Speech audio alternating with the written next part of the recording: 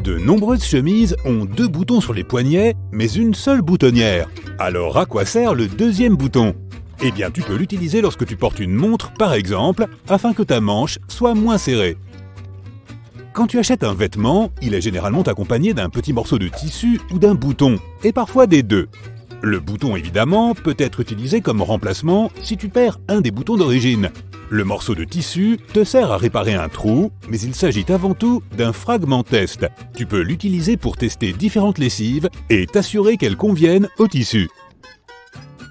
Certains parapluies possèdent un bout pointu, et il s'avère qu'il n'est pas seulement là pour faire joli.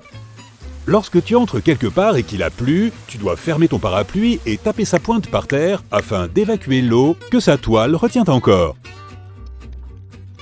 On trouve ce losange à 2 fentes parallèles sur le devant de nombreux sacs à dos. C'est extrêmement pratique. Tu peux y attacher ce que tu veux, une bouteille d'eau ou des chaussures. C'est particulièrement commode si tu voyages ou si tu fais de la randonnée et que tes mains doivent rester libres. Bien, le prochain article est un porte-matériel, et d'après son nom, tu sais probablement déjà à quoi il sert. Tu peux y attacher tout le matériel que tu emportes avec toi, comme tes bâtons de trekking ou tes pelles. Certains outils doivent être bien attachés. Fais passer la poignée dans la boucle et tourne-la vers le haut. Il te suffit ensuite de l'attacher à l'aide du crochet élastique situé en haut et le tour est joué. Au dos de nombreux produits de maquillage et d'hygiène, tu peux trouver ce symbole avec une indication, comme 6M, 12M ou 24M. Il te permet de savoir combien de mois tu peux utiliser ton produit après l'avoir ouvert.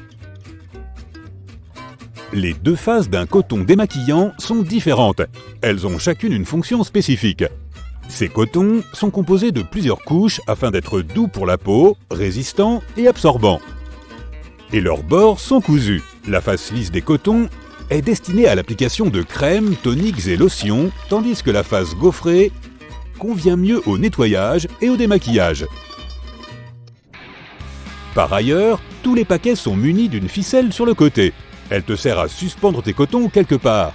Tu peux ainsi ouvrir l'emballage par le bas, à l'endroit où se trouve la ligne perforée, et les retirer un à un. Sais-tu qu'il existe une façon efficace de tirer un fil de laine? Lorsque tu tires depuis l'extérieur, la pelote tourne et tu dois donc la tenir. Par contre, si tu tires par le centre, elle ne bougera pas. Tout le monde utilise des agrafeuses, mais je parie que tu n'en connais pas tous les secrets. La plupart ont un compartiment où tu peux mettre tes agrafes de rechange. Il se trouve en haut ou en bas de l'agrafeuse. Il y a aussi, surprise, cette plaque métallique sur laquelle tu presses les agrafes. Tu peux la retourner. Ainsi, tes documents seront attachés avec les agrafes tournées vers l'extérieur. Plus besoin de te demander quelle taille de récipient utiliser. Regarde le fond de ton récipient alimentaire. Tu peux savoir exactement le volume qu'il peut contenir grâce à une indication gravée dans le plastique. Les ventilateurs de plafond sont équipés d'un petit interrupteur à l'intérieur du moyeu. Tu ne l'auras peut-être pas remarqué, alors jette un œil au tien. Cet interrupteur te permet de changer le sens de la rotation. Mais pourquoi faire? Les pales d'un ventilateur poussent l'air dans différentes directions en fonction de leur sens de rotation. En été, l'air doit être poussé vers le bas pour créer un effet de brise. En hiver, il faut changer le sens de rotation pour que l'air soit poussé vers le haut. Il se réchauffera alors avant de descendre le long des murs. As-tu remarqué que le symbole du réservoir d'essence sur le tableau de bord des voitures est accompagné d'une petite flèche? Cette flèche a une fonction précise.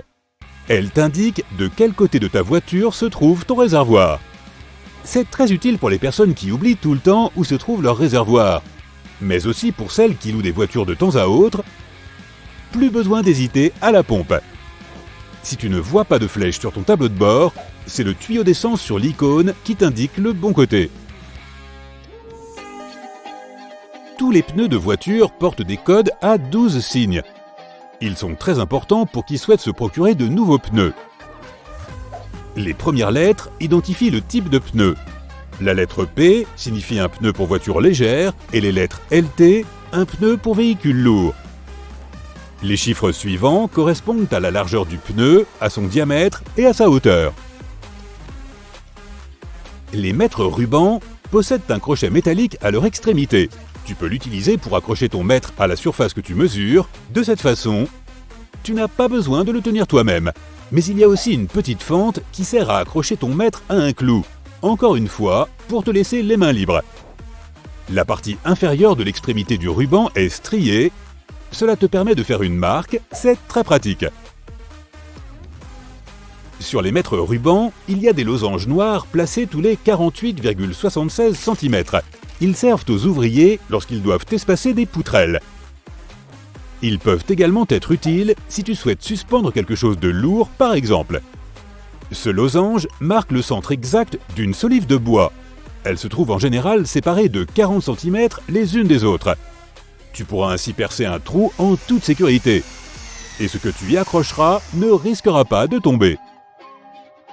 Pour les photos, ce n'est pas très important, mais ça l'est pour tout objet un peu lourd. Savais-tu que les piles ont une date de péremption? Oui, et elle est imprimée sur leur étiquette. Je ne l'avais jamais remarqué. La date de péremption ne signifie pas que tu ne peux plus les utiliser. Il s'agit plutôt d'une période d'utilisation recommandée, après laquelle le fabricant ne peut plus garantir une durée de vie complète en raison de la détérioration des composants. Les petits pieds des claviers sont standardisés.